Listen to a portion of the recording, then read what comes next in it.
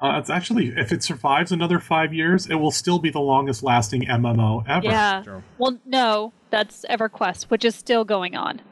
The original EverQuest. Okay, you're right. It is still running. Holy crap. Looks crappy, but it's still running. I forget how old it is. I know they just had an anniversary. I think it's like 20 years, maybe? No, although I wish the original they weren't PS. I'd moved to Anaheim just out, so that was, we're talking like... It was in the 90s. Late 90s, 99. You know what? That's what Google's for. I'm going to Google it because I'm on a computer. Let's Google it. EverQuest launch date. I got this one. See, this is what I tell viewers. I'm like, you don't want to know something? Google it. Stop asking me. You'll find it out faster. There's a wonderful site that I have for that 1999. called Let Me Google It for you. See? I was right. So, what year is it? 2012? Yeah, so it's 13 years. It's doing pretty good. Yeah.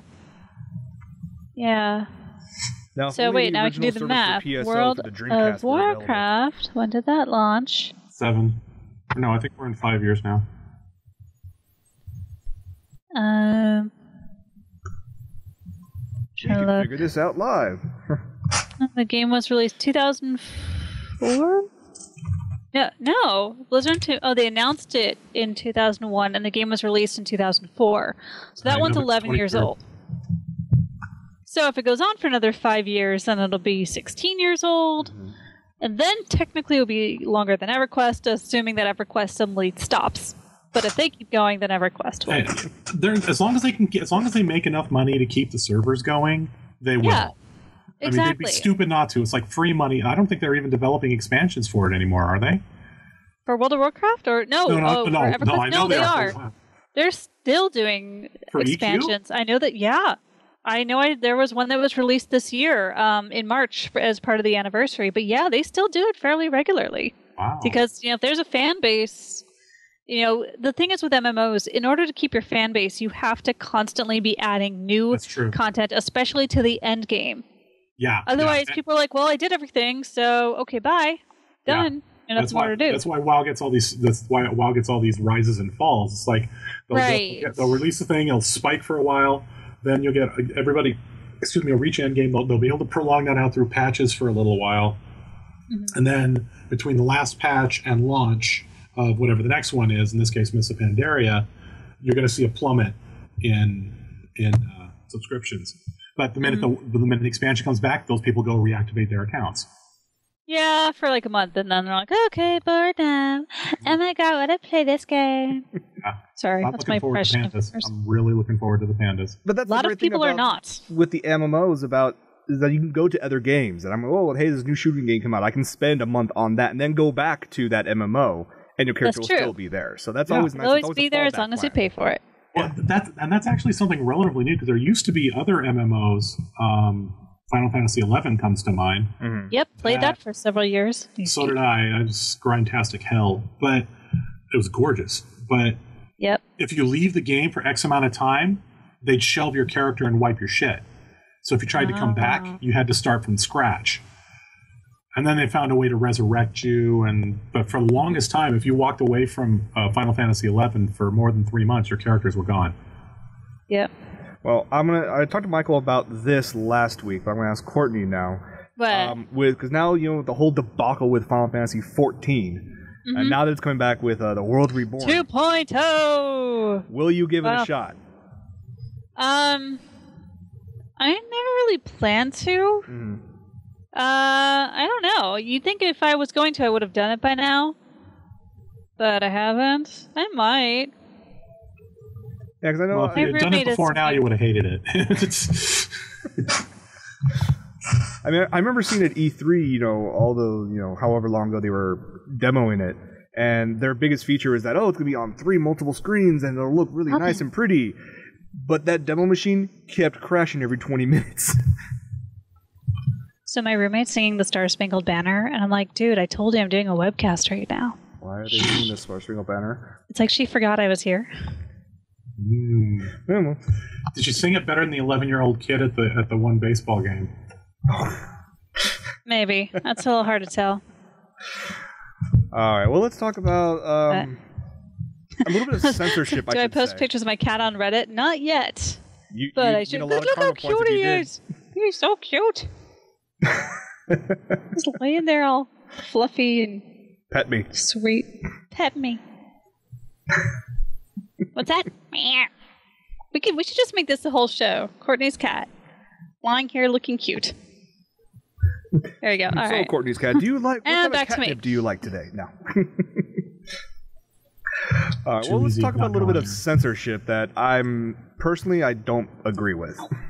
Okay. Yeah, so Batman's always been a very dark character, and of course everyone's heard about the tragedy that happened in Aurora, Colorado.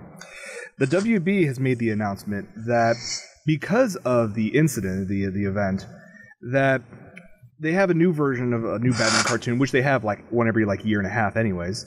It's called Beware the Batman. This is apparently a full CG Batman this time around, and they're actually going to tone down now the gunplay in terms of they've gone back, apparently at a great expense, turned all the machine guns into boxy futuristic things. Mm-hmm. At least they aren't getting rid of the guns and doing pointed fingers like they do on 4Kids. Hold it right there, Seto Kaiba, or I'll point my finger at you. Sorry, wait, like this. Oh, I remember that. Holy crap. Yeah, right there with the bad tees and then digitally painting bikinis on the girls in the bathhouse in Tenchi. Yep. I mean, do you guys think this is, the proper response to this, or should they just have just kept away? You're asking a gun over owner if he thinks this is a bad idea. Hey, I'm starting the conversation on this. No, seriously. I think it's going overboard. I think the world's too PC as it is. Mm-hmm. And while I don't think we should glorify violence, I think that toning down... I mean, the Batman franchise, on the cartoons anyway, except for the OVAs, if you will, has always been... It's had guns in it, but they've still been seriously downplayed. I mean, you never really see them actually. It's like the G.I. Joe fights in the 80s where you can throw a ton of missiles and lasers and bullets in the air, planes blow up, but everybody ejects, nobody gets hit. All the red and blue lasers everywhere. Yeah. So plus part of the whole... Sorry, please continue. Go ahead. No, go ahead. Oh, I was going to say part of the Batman lore is that he doesn't use guns. Mm-hmm. And yet he fights people who does have guns and hey, look how awesome I am without one. Is it overreacting? Maybe a little bit, but at least I think they're trying to be moderate about it. And instead of just getting rid of guns and changing the scripts and all that crazy stuff, they're just kind of making it slightly less realistic. So I suppose I can sort of roll with that, and I think it's silly to make a big deal out of it, honestly. Yeah, I agree. The whole it's a cartoon. It's a cartoon. It's going to come down to what's the end result. I mean, and then we won't know for sure until we actually see it. Yeah, and in the end, the shape of a gun on a cartoon show is not important. We care about the story and the voice acting and the writing. Exactly. And some of the animation, who cares what shape a gun is? It's not a big deal. And it's really about other stuff. I feel sorry for whoever takes over the Joker. Yeah. Because them some big shoes to fill. Yeah. But in all situations, I mean, even this is not the first time this has happened, and there's been other events like this has happened in the past in American history, that people will go out there, these companies will start changing either movies or cartoons and whatnot to try to get rid of all violence if that they can. What was that? What was that one movie they were talking about where when 9/11 originally happened? There was a movie that something that was in production, and they went in and they went back and they had already shot footage with the towers there. And then they went in. I remember reading about that. Yeah, I thought that was one of the Spider-Man movies. It may have been. Yeah. Where they went in and digitally removed the towers from the footage they had already shot. And it's really, guys, really? I don't understand it. If anything, it brings. I mean, yes, things like this need some attention in the sense that this happened. Yes, it's horrible. Let's make sure everyone is okay, and let's get past this.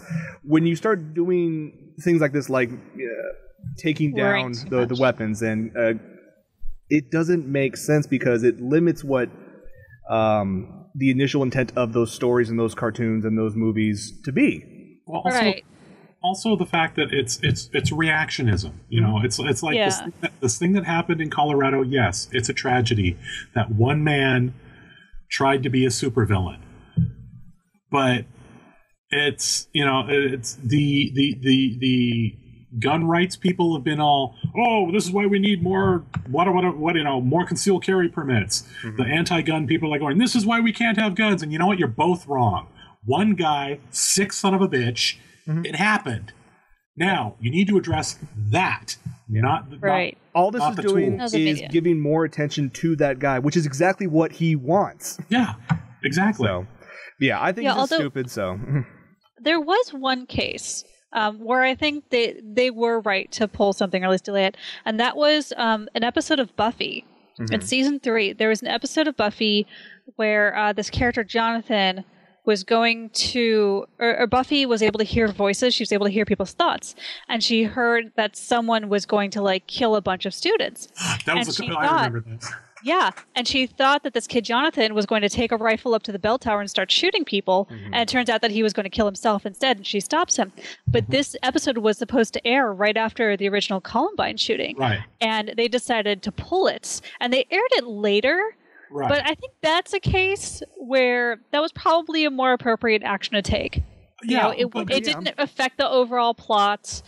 It was still very ripe in people's minds, and they showed it later.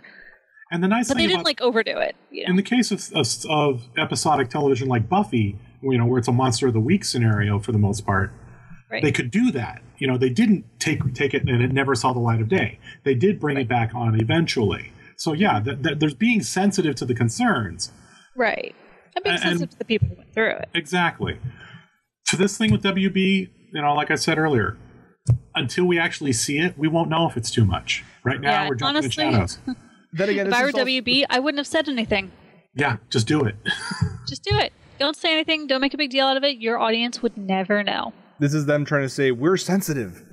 Yeah, maybe. I don't know. No, this is them trying to say, watch our show whether you like it or not. Yeah. Please watch our show. We need ratings and money to feed ourselves. There haven't been a good Batman cartoon since the original animated series back in the 90s. Although, since we're on the topic of guns, and guns are very good at killing the undead. Yes. There's a movie coming out that we need to see. Yes, very much so. Jason, you have the Red Band trailer for it. I do. We'll be nice and say there's swearing in here, but we've been swearing the whole episode anyway, so. That's true. We've earned our explicit tag this week. Oh, no, I haven't cursed enough, but I'll make sure to do it more. All right, there we go. Drop more F-bombs, Court. Fuck. There we go. All right, we're good. Well done. Right. All right, the movie is called Cockneys versus Zombies, and we'll talk more after the trailer.